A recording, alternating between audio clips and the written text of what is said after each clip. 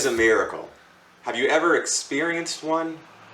Many years ago, when I was finishing up my seminary degree, I was in charge of taking a group of youth on a March Mission Madness trip.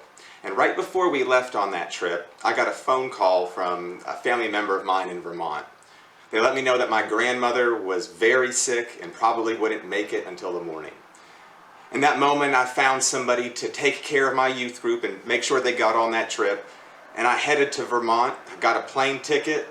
I arrived at midnight and could only see my Nana asleep in her bed, 30 pounds lighter than I'd ever noticed her before, and very sick. The next morning, the entire family got up early and went to her bedside.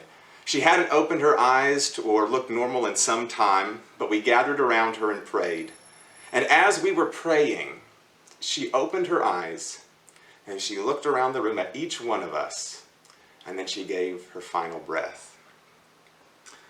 When people learn that I'm a faith leader, very often they ask me if I believe in miracles.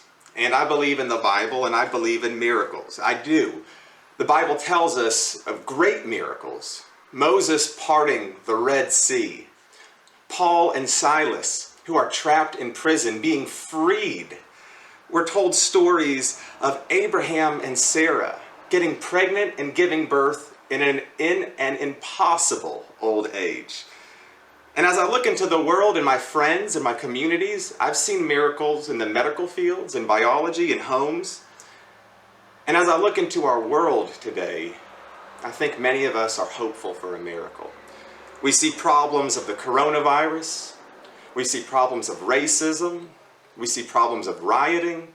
We hear mourners of George Floyd. And I'm hopeful for a miracle. And as much as I'm hopeful for a miracle that's swift, powerful, and mighty, as much as I'm hopeful for a miracle that will change and disrupt everything, the Bible often shows us that miracles often come with waiting. Miracles often come in time as we patiently look to God. Christians live in the tradition of waiting.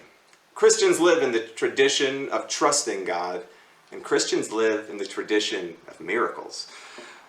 When we think back to the miracles in the Bible, Moses who parted the Red Sea, that miracle was part of a larger waiting story of the people of the Israelites waiting to be freed from slavery for generations. When we look at kings like David, who were anointed at either 8 years old or 15 years old and told they would be king of Israel one day, as we discover that story in 2 Samuel, we learn that David was only crowned king at 30. He had to wait 15 years for that to come true. Paul and Silas, even though they were freed from the prison and the chains, they were beaten and held for some time. Christians have a history of miracles, but Christians also have a history of waiting and trusting God to deliver.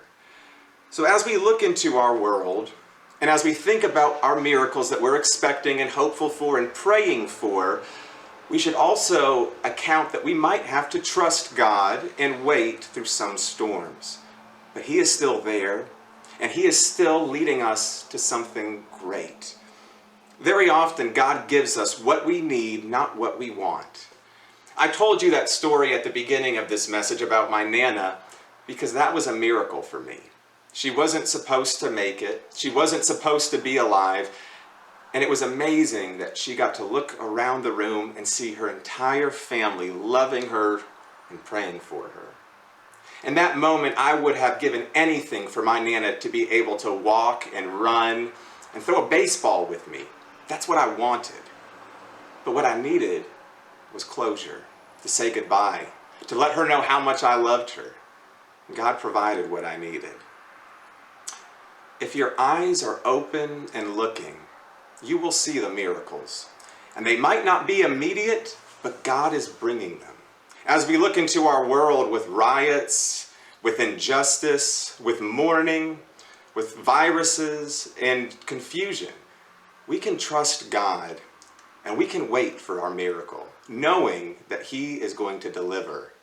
And if we keep our eyes open, I believe we can find miracles in each and every day.